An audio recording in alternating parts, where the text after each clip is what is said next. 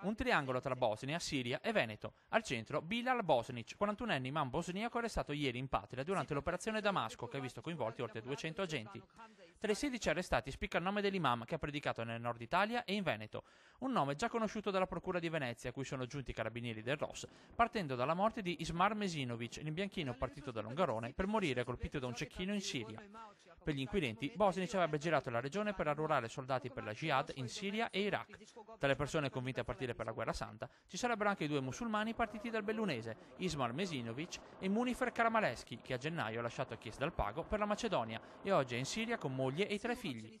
Durante l'operazione Damasco, che ha interessato una decina di città bosniache, sono state sequestrate anche notevoli quantità di armi. Agli inquirenti italiani toccherà capire se l'imam avesse messo in piedi in Italia un'associazione eversiva per arruolare connazionali da finanziare e mandare in Medio Oriente.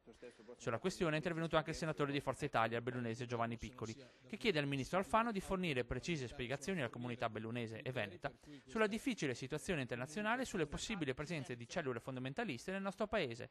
Sapere che da una provincia relativamente tranquilla e poco popolata come quella di Belluno sono partiti 2 jihadisti deve farci riflettere tutti quanti. Non è un affare solo bellunese ma nazionale, commenta Piccoli. L'appuntamento in Senato è già fissato per martedì. Proseguono intanto le indagini della Procura di Venezia per dipanare la rete di reclutamento degli jihadisti veneti.